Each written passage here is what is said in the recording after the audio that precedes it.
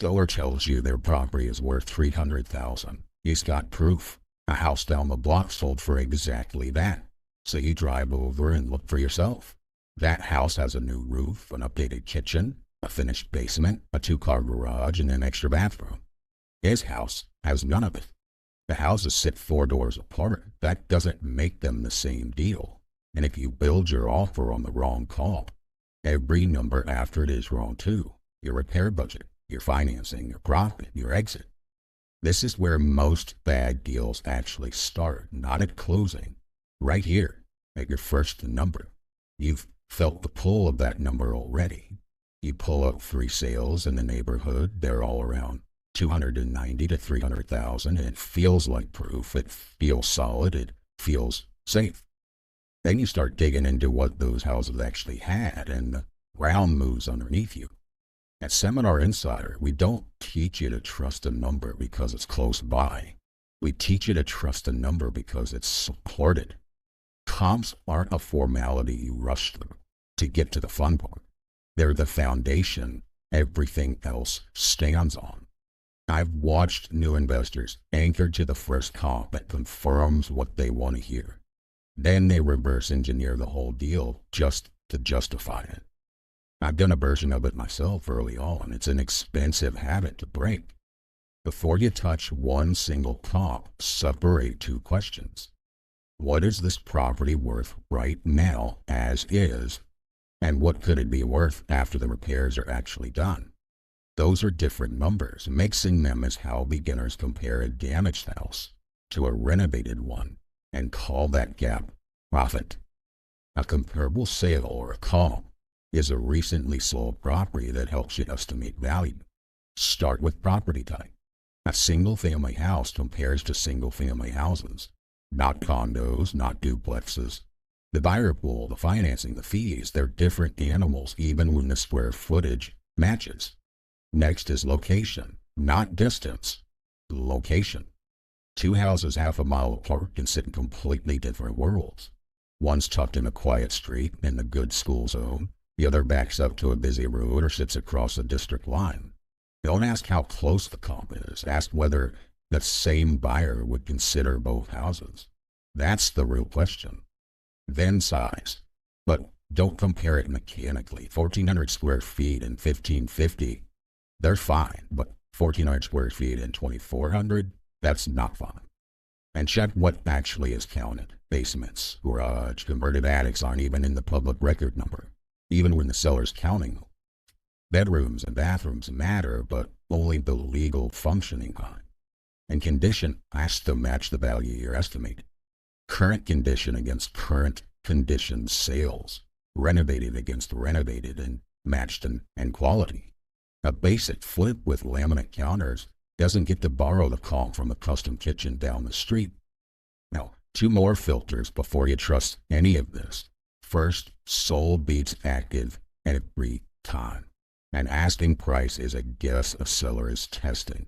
A sold price is what the buyer actually paid, cash on the table. Active listings are still worth watching. They show you competition and how long similar houses are sitting, but weak sold sales heavier. Second, recent beats old. Rates move, inventory shifts, buyer demand swings.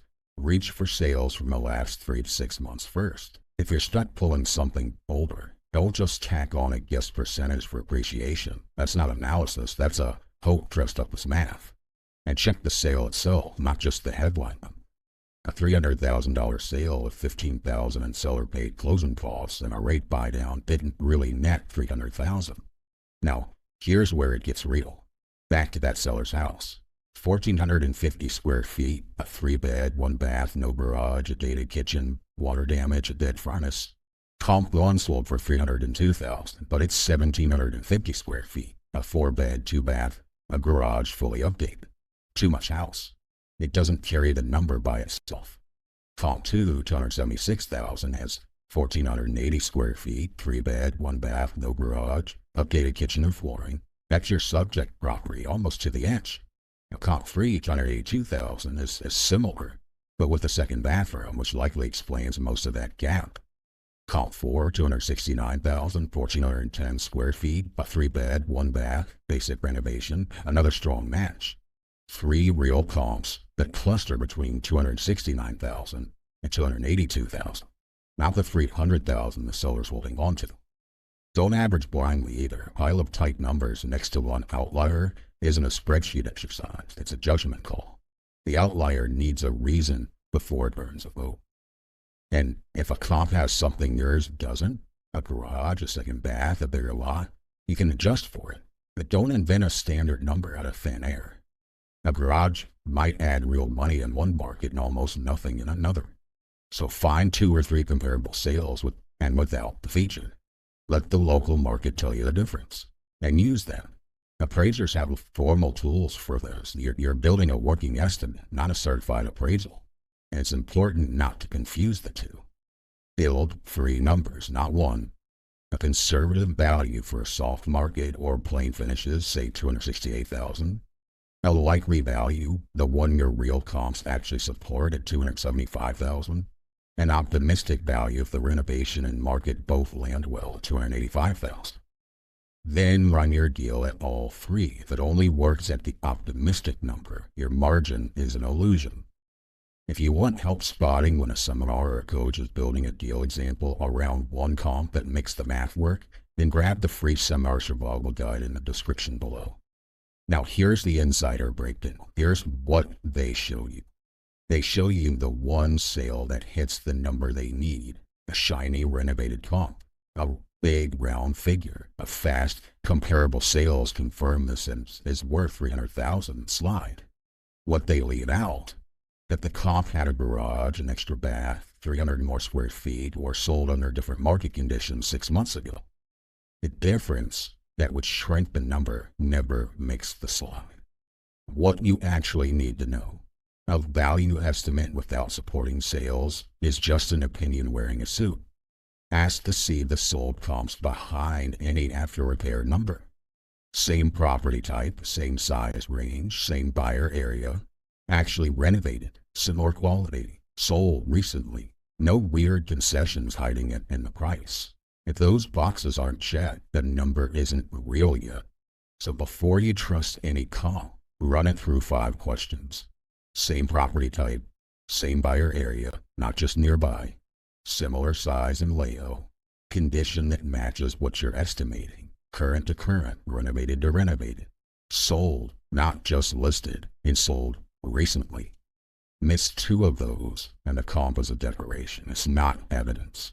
You're not trying to prove the seller wrong. You're trying to find what the evidence actually supports and build your offer on that number, not the one that feels good. If you want the full walkthrough on running comps, adjusting for differences, and building a defensible ARV, that's exactly what's inside the vault, and that link's below. Once you've got a supported value range and a real repair number, you can calculate the most that you can actually pay, and that's in the next video. How to build your maximum offer without a formula that ignores holding cost, selling costs, risk, and profit. Watch that one next. And again, grab the free seminar survival guide in the description below if you haven't already. It'll help you spot when a comparable sale is doing more selling than informing.